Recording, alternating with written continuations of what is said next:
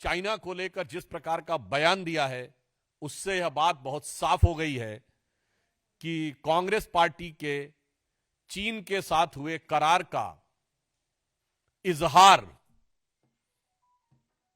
Sam Pitroda ने दिन दहाड़े कर दिया है।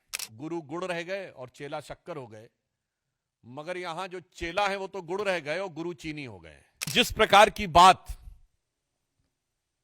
सैम पित्रोदा जी ने कही है, वो भारत की अस्मिता, भारत की कूटनीति और भारत की संप्रभुता पर बहुत गहरा आघात है। आपका ओवरसीज का चीफ इस प्रकार की भाषा बोलता है तो यह निंदनीय है, भर्त्सना योग्य है और यह भारत और भारतीय सेना, भारतीय सैनिकों के बलिदान का घनघोर अपमान है। कि कांग्रेस पार्टी ने स्पष्ट रूप से यह दर्शा दिया है कि वो चीन के साथ हुए अपने करार के प्यार में, राजीव गांधी फाउंडेशन को चाइनीज एम्बेसी से मिले हुए लोन के दबाव में बोल रहे हैं। सोरस की सुर, अंकल सैम के सुर, और उसके बाद जो कुछ यहां कांग्रेस बोलती है वो साफ नजर आता है। ऐसा लगता है कि लिरिक्स जो हैं वो सैम पित्रोदा के हैं और उसके गीतकार सोरस हैं और उसके ऊपर सिम्फनी बजाने का काम कांग्रेस पार्टी और इंडी गठबंधन के लोग कर रहे हैं। कांग्रेस के वरिष्ठ नेता और लोकसभा में उपनेता श्री गौरव गोगोई का जिस प्रकार के जॉर्ज सोरस के इस फाउंडेशन के साथ कनेक्शन नजर आता है, पाकिस्तान की दूतावास में मधुर मनोभावों के साथ वार्तालाप करते हुए और भारत में आकर भारतीय सेना, भारतीय वायुसेना, भारतीय अर्धसैनिक बलों के विरुद्ध कटुतापूर्ण शब्दों का इजहार करते हुए। आप सभी जानते हैं कि प्रधानमंत्री श्री नरेंद्र मोदी जी के नेतृत्व में भारत ज्यों-ज्यों आर्थिक, सामरिक और कूटनीतिक दृष्टि से विश्व के पटल पर एक शक्तिशाली और प्रभावशाली देश के रूप में उभरता जा रहा है और देश के अंदर सामाजिक और आर्थिक सशक्तिकरण का नया दौर चल रहा है, त्यों-त्यों अनेक प्रतिगामी शक्तियां भारत की इस अभूतपूर्व विकास को और प्रगति को रोकने के लिए अनेक प्रकार के षड्यंत्र करती दिखाई पड़ रही है। उसी श्रृंखला में आज मैं आपका ध्यान आकृष्ट करना चाहता हूं कि जो कुछ कांग्रेस पार्टी और उनके आइडियोलॉजिकल थिंक टैंक कहे जाने वाले लोग समय समय पर कहते आ रहे हैं, वो चीजें अब पूरी तरीके से जनता के सामने आती जा रही है। ओवरसीज कांग्रेस के प्रेसिडेंट सैम पित्रोदा, जो कांग्रेस के आइडियोलॉजिकल थिंक टैंक के प्रतीक माने जाते हैं, उन्होंने आज चाइना को लेकर जिस प्रकार का बयान दिया है, उससे यह बात बहुत साफ हो गई है कि कांग्रेस पार्टी के चीन के साथ हुए करार का इजहार सैम पित्रोदा ने दिन दहाड़े कर दिया है। प्रत्यक्ष रूप से साफ साफ दिखाई पड़ रहा है। और ऑन द लाइटर नोट मैं कहना चाहूंगा, हिंदी में कहावत होती है, गुरु गुड़ रह गए और चेला शक्कर हो गए, मगर यहां जो चेला है वो तो गुड़ रह गए और गुरु चीनी हो गए। परंतु गंभीर बात यह है कि जिस प्रकार की बात सैम पित्रोदा जी ने कही है, वो भारत की अस्मिता, भारत की कूटनीति और भारत की संप्रभुता पर बहुत गहरा आघात है।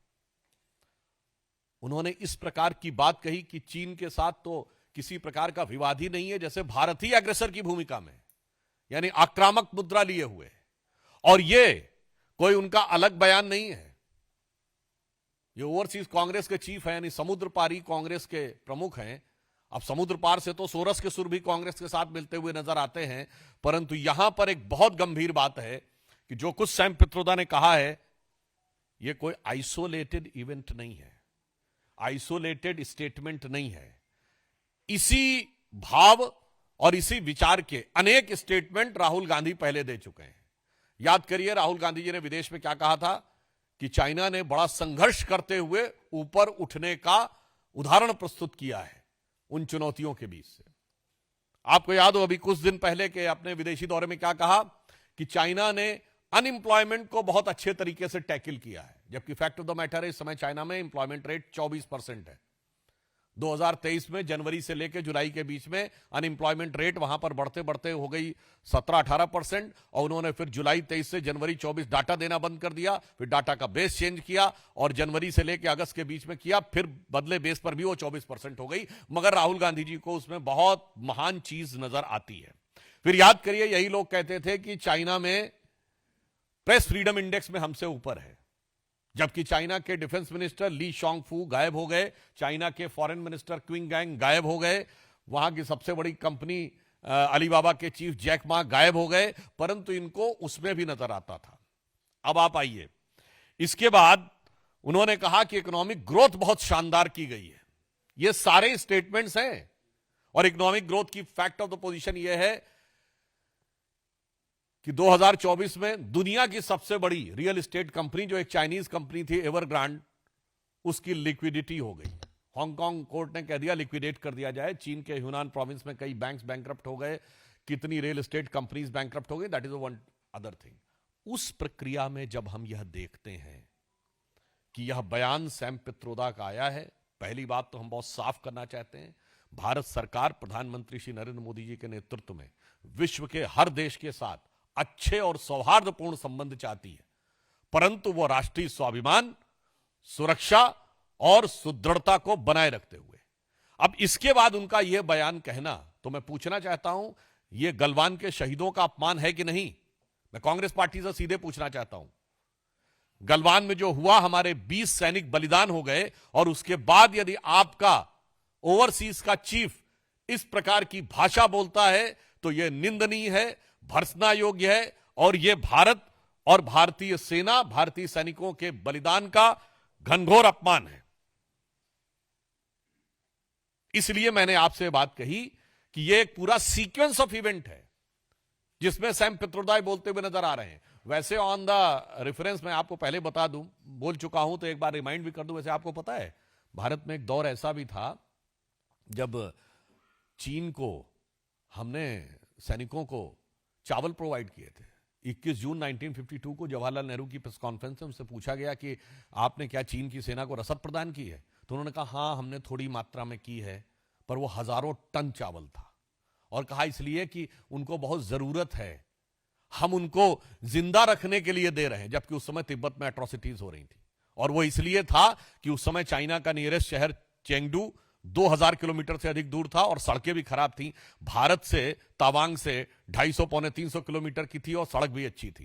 यानी उस दौर से आज तक चला आ रहा है। तो मैं साफ साफ कांग्रेस पार्टी से कहना चाहता हूं कि कांग्रेस पार्टी ने स्पष्ट रूप से यह दर्शा दिया है कि वो चीन के साथ हुए अपने करार के प्यार में, राजीव गांधी फाउंडेशन को चाइनीज एम्बेसी से मिले हुए लोन के दबाव में बोल रहे हैं, और लगातार इस प्रकार के बयान दे रहे हैं। इसके लिए उनको आकर सीधे सीधे सफाई देनी चाहिए, और वो अनेक उदाहरण हैं, वो सब तो अपनी जगह हैं। दूसरा विषय, एक और अधिक महत्वपूर्ण विषय आया है, भारत के चुनावी व्यवस्था को किस प्रकार से ये समुद्र पारीय कांग्रेस के अध्यक्ष के साथ साथ ये समुद्र पार से एक दूसरे प्रकार की जो संकेत प्राप्त हो रहे हैं, वो भी यह दर्शाते हैं कि भारत के लिए किस प्रकार के दुरभिसंधियां भारत के अंदर बैठे हुए कुछ लोग और कुछ भारत विरोधी शक्तियों के साथ चल रही हैं। कि एक international foundation for electoral systems नामक एक संस्था है, जिसने 2011 में भारत की एक संस्था India international institute of election management, जो कि चुनाव आयोग के साथ संबंधित संस्था है, इसके साथ एक करार किया।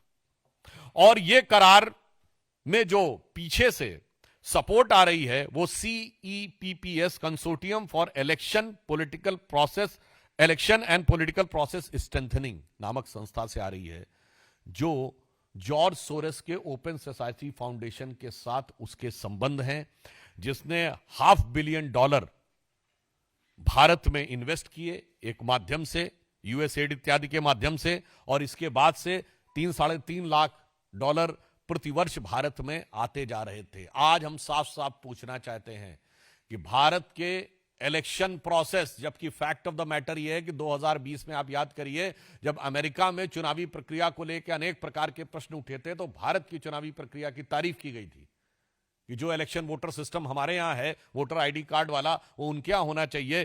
परंतु ये कौन सी शक्तियां हैं जो भारत में इस प्रकार चुनावी प्रक्रिया को प्रभावित करने, परिवर्तित करने या उसके अंदर कोई समस्या उत्पन्न करने के हेतु से आर्थिक अनुदान पाती हुई दिखाई पड़ रही थी? यह बहुत गहरा संदेह हमारे मन में उत्पन्न होता है। यानी बहुत साफ है कि सोरस की सुर, अंकल सैम के सुर, और उसके बाद जो कुछ यहां कांग्रेस बोलती है वो साफ नजर आता है। यानी अगर हम ये कहें, जो सैम पित्रोदा बोले हैं, ऐसा लगता है कि लिरिक्स जो हैं वो सैम पित्रोदा के हैं और उसके गीतकार सोरस हैं, और उसके ऊपर सिम्फनी बजाने का काम कांग्रेस पार्टी और इंडी गठबंधन के लोग कर रहे हैं। तो आज हम साफ साफ देश की जनता से कहना चाहते हैं कि अब कोई किंतु परंतु नहीं रहना चाहिए। और तीसरा विषय जो आप सबको ध्यान है, कांग्रेस के वरिष्ठ नेता और लोकसभा में उपनेता श्री गौरव गोगोई का जिस प्रकार के जॉर्ज सोरस के इस फाउंडेशन के साथ कनेक्शन नजर आता है, पाकिस्तान की एम्बेसी में उनकी बातचीत की फोटो, पाकिस्तान की दूतावास में मधुर मनोभावों के साथ वार्तालाप करते हुए, और भारत में आकर भारतीय सेना, भारतीय वायुसेना, भारतीय अर्धसैनिक बलों के विरुद्ध कटुतापूर्ण शब्दों का इजहार करते हुए, ये बातें अब बहुत साफ दिखाई पड़ती हैं कि देश के ऊपर आघात करने के एजेंडा बहुत साफ है कि विदेशी शक्तियों के लिए, जो भारत के विरोधी शक्तियां हैं, उनके लिए कांग्रेस की मोहब्बत की दुकान है, जिसमें मोहब्बत सोरस से भी है, मोहब्बत चाइना से भी है, और भारत के अंदर एक दूसरे से लड़ाने का विधान है। याद करिए, ये कहते हैं उत्तर और दक्षिण को लड़ाओ। इनके कर्नाटक के वित्त मंत्री ने कहा था कि साउथ में रेवेन्यू कलेक्शन ज्यादा है तो उत्तर से अलग होना चाहिए।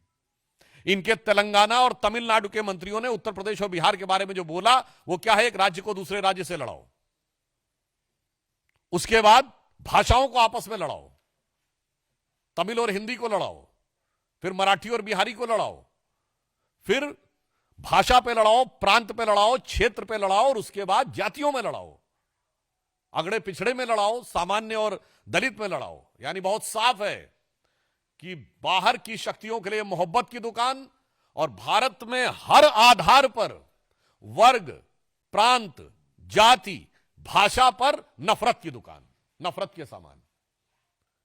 और इससे मैं अंत में यह स्पष्ट कहना चाहता हूं कि इससे श्री राहुल गांधी ने जो बयान दिया था कि has to fight with Indian state, वो अनायास मुंह से निकला हुआ, लापरवाही में कहा गया बयान नहीं था। एक सुविचारित, सुव्यवस्थित योजना के अंग का प्रकटीकरण था। It was not just a careless slip of tongue, but it seems to be an expression of a well thought of structured design that how to demean and damage the India's strength and sovereignty.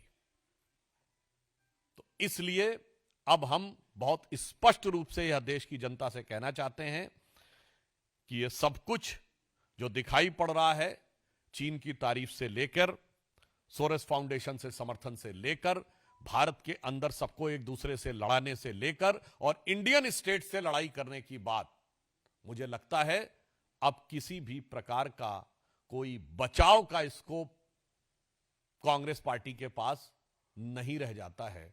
और इस विषय पे Congress party से यद्यपि मैं अभी भी उनसे कहना चाहूंगा कि वो आकर अपनी स्पष्ट रूप से सफाई दें, परंतु मुझे लगता है कि उनकी सफाई देने का उनके पास कोई आधार नहीं बचा है।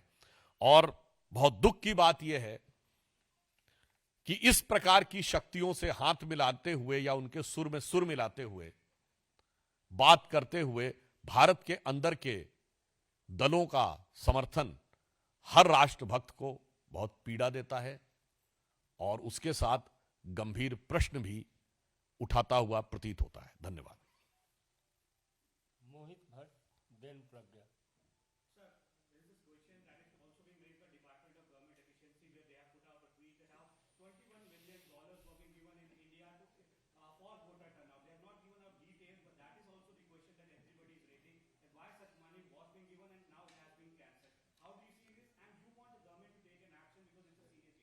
There are certain indications which are coming, now becoming gradually clear and explicit, that how those things are going or were intended to interfere in the Indian elections.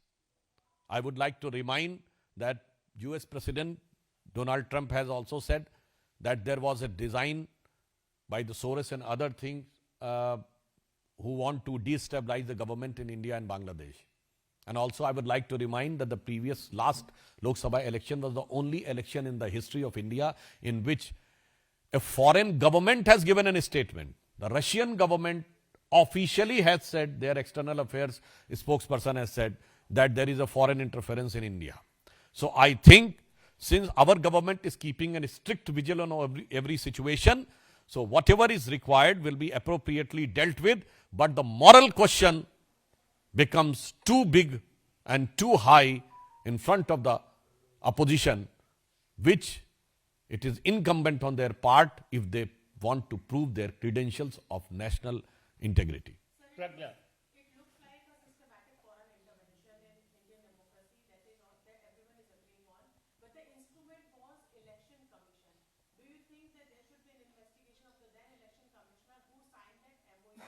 Because US aid came to it through election commission and On this issue, I think what is legally and what is constitutionally viable, appropriate constitutional agencies will take care, because the Election Commission is an autonomous body, constitutional body, so they are free to take whatever step they want in this regard.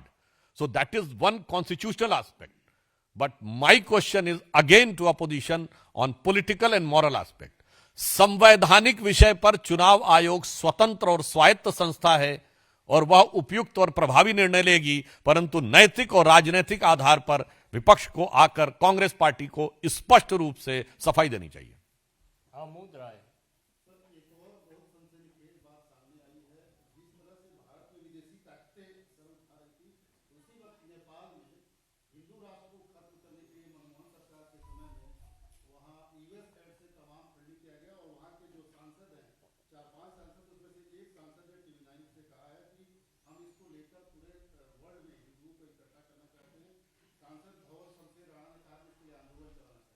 देखिए, इस प्रकार की कई घटनाएं हुई हैं और मैं एक और बात आपसे कहना चाहता हूं इस क्वेश्चन के आंसर के संदर्भ में। आपको याद हो 2021 में दुनिया के कई विश्वविद्यालयों में, जिसमें अमेरिका के बड़े प्रतिष्ठित विश्वविद्यालय थे, एक नहीं कई यूनिवर्सिटीज में एक कॉन्फ्रेंस हुई थी, उसका नाम था डिसमेंटलिंग ग्लोबल हिंदुत्व, यानी वैश्विक स्तर पर हिंदुत्व को ध्वस्त करना। फिर 2023 में भारत में 22 और 23 दोनों में कॉन्फ्रेंस हुई तमिलनाडु में, इरेडिकेशन ऑफ सनातन धर्म, यानी सनातन धर्म का समूल नाश करना। और अब उनकी फंडिंग कहां से हो रही है, ये तो अब अमेरिकन एजेंसीज के जो स्रोत उभर के सामने आ रहे हैं उनकी जांच में उससे उभर कर सामने आता जा रहा है। और मैं पुनः यह बात कहना चाहूंगा, फिर कोई इस बात को जाके चेक कर ले, यही 2021 का वर्ष है जिसके बाद बहुत से स्टांस भारत के समाज, देश और वर्ग और जाति के बारे में कांग्रेस का चेंज होना शुरू हुआ। और मैं फिर आपसे कहता हूं, एक हेनरी लूसी फाउंडेशन है यूरोप की, जिसमें एक क्रिस्टोफर शर्लॉट करके इंडोलॉजिस्ट थे, सो कॉल्ड इंडोलॉजिस्ट, उन्होंने भी एक प्रोजेक्ट निकाला था, how to tackle Hindu मेजॉरिटेरिज्म।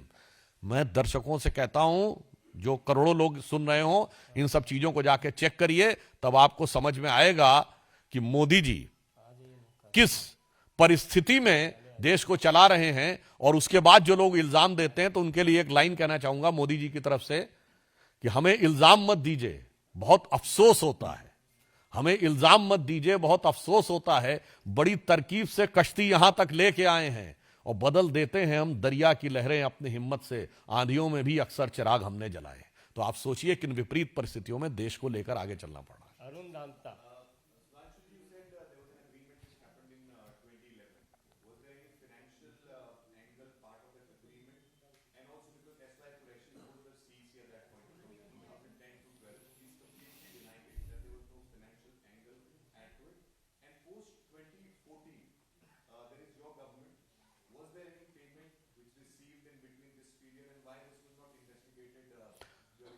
I think the denial of the former Chief Election Commissioner is not required that much as a categorical denial for that government at the time in office is required. Because for any such clearances, the clearance of government is very much required.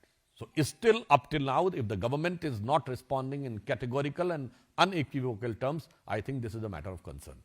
Ankit Gupta ABP.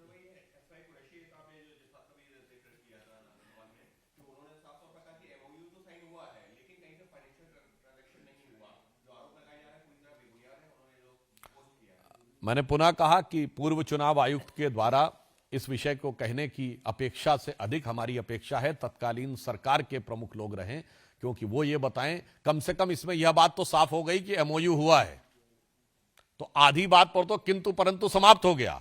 अब वो किन परिस्थितियों में हुआ है, किसने उसको प्रेरित किया है और किसके द्वारा वो संचालित था, मानवीय बात है। चुनाव आयुक्त को संभवतः इस विषय की जानकारी नहीं होगी, तो हम संचालनकर्ताओं से पूछ रहे हैं, क्योंकि यूपीए सरकार तो वैसी भी थी कि वहां तो प्रधानमंत्री भी ऐसे थे जो कोई संचालित होते थे, कहीं वह स्वतः कार्य नहीं करते थे।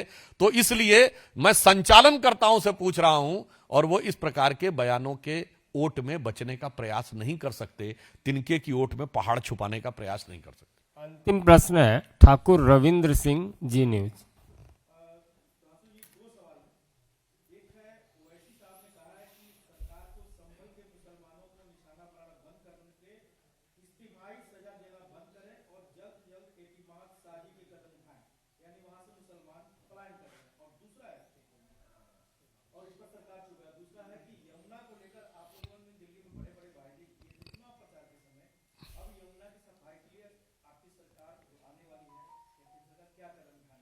देखिए, यमुना की सफाई पे हमारी सरकार को कार्यभार ग्रहण करने दीजिए, पहली कैबिनेट बनने दीजिए, आश्वस्त रहिए।